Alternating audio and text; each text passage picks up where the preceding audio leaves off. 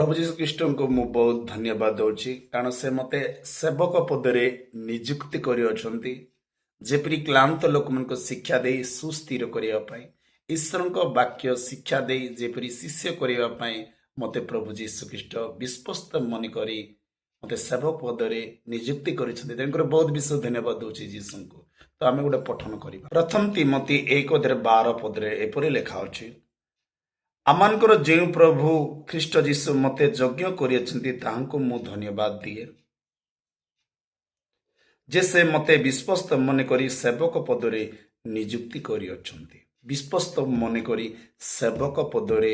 नियुक्ति करी अछंती तेनकर मु प्रभु जीशु को बहुत विशेष धन्यवाद दउछि। प्रभु जीशु ख्रीष्ट कहीं मते विश्वस्त मन करी सेवक पदरे नियुक्त करिछंती एपरी मूर्ख को आपण माने ध्यान दे सुनंतु। जिसाया भविष्य भक्ता 50 तार 4 पदरे एपरी लेखा अछि मु जेपरी क्लांत लोकों को वाक्य द्वारा सुस्थिर करि पारिबी कौन मते वाक्य द्वारा क्लांत लोक मान को जेपरी सुस्थिर करि पारिबी तेणु करी प्रभु मते सेवक पदरे नियुक्ति कले होगे नहीं एथि सदा प्रभु मते शिक्षित लोकों पर जीवा दे अछंती जो परिवार रे अशांति अछंती शांति देवा पाई जो पर रोगग्रस्त अछंती जीसु को नाम रे वाक्य नाम रे सुस्थ करिया पाई से मते शिक्षित लोक मान परि मते जीवा दे अछंती जारी फल रे मो ईश्वर को वाक्य प्रचार करि पारुछि। हां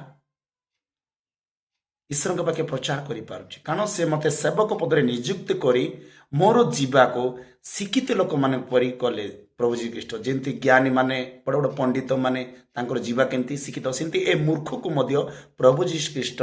शिक्षित लोक मानकर जीवा देले मते शिक्षित लोकों पर जीवा दे अछंती ओ प्रति प्रभात जागृत करते शिक्षित लोक परि सुनिबा पाई से मोर कर्ण को जागृत करते कहबा पाई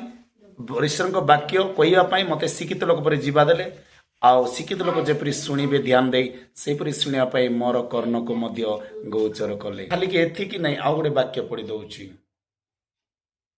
वाक्य माथ्यू 28:20 पदरे एपरी लेखा अछि मु तुमनको जो जो आज्ञा दे अछि से सब पालन करबा को शिक्षा दे से मान को शिष्य कर जो सेवक पदरे मते नियुक्त करिछि जेपरी मु प्रभुंकर वाक्य कोई आउ केतेक लोक मान को शिक्षा दे शिष्य करिवार अछि यदि मु शिष्य करि परिबे नै ताले मु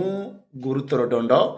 पाई तेणुकर मु कहबाक चाहे जो माने सेवक पदरे बा फादर माने हो कि जाजक माने हो पास्टर माने होचंती शिक्षा दे शिष्य कर क्लांत लोक मान को शिक्षा दियो जो माने चर्च आसुनांती से मान को चर्च आसीबारे शिक्षा दियो जो माने मद पिउछंती मद नाश कुड़िया खाउछंती पिउछंती से मान को परिवर्तन करो आ आनो ता प्रभु आमन को विश्वस्त मन करी सेवक पदरे नियुक्ति करी अछंती भाई जदि आमर दायित्व जदि आमे करिबा नै आमर कार्य जदि आमे करिबा नै एमिति सेमति दंड नै पुनी गुरुतर दंड पाइबा पुनी तेकर मो कहि देबा को चाहे सबु समस्त को जते भक्ता अछंती पास्टर अछंती प्रचारक अछंती फादर मान अछंती समस्त को मो कहि देबा को चाहे आमे शिष्य करिबा हमको प्रभु जी ख्रीष्ट मनीष धरवा शिखे आम धरबार अच्छे जदि आम पास्टर पादरी की प्रचारक होगी जन को आम प्रभु को निकट को धरिकी नहीं नौ तेबे आम एमती सेमती दंड ना भाई था गुरुतर दंड पाए जाकब 3 तार 1 पदरी कहूँ मोर भाई मैंने अनेक शिक्षक हो ना जो मैंने शिक्षा दंती से मैंने गुरुतर दंड पाइबे एमती सेमती ना गुरुतर दंड पाइबे या जानी था आउ समस्त को शिष्य करो सेवक पदरे आमको समस्त को नियुक्ति कर हल्का नियो ना भारी नियो जेपरी साधु पाउल भारी नहीं छंती सेमती मोर कहबा को चाहे जे आपण माने बा मु आमे मनीष धरवा शिखिबा प्रभु जी ख्रीष्ट जेंति पितर को कहले पितर पत्थर ताटू मंडली स्थापन करीबी आउ कहले जाल छाड़ी मनीष धरवा शिखेबी मार्क 1:17 तो आमको मनीष धरवा शिखाइबी भल धरिबा नले एमती सेमती गुरुतर दंड पाइबा ना वस्त्र पिंधले फादर हम ना टेज रे प्रचार करदे भक्ता हम ना भल प्रचार करदे प्रचारक हम ना प्रभुंकर वाक्य प्रचार करी शुणी जन लोक परिवर्तन हेबार कर से दायित्व आमको मिली सेवक पदरे विश्वस्त मन करी नियुक्ति करी अछंती प्रभु ख्रीष्ट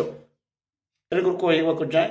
ସେଇ ନିଯୁକ୍ତି ପଦ ସେବକ ପଦ ହରାନ୍ତୁ ନାହିଁ, ନହେଲେ ଦିନେ ହିସାବ ଦେବା ଗୁରୁତର ଦଣ୍ଡ ପାଇବ।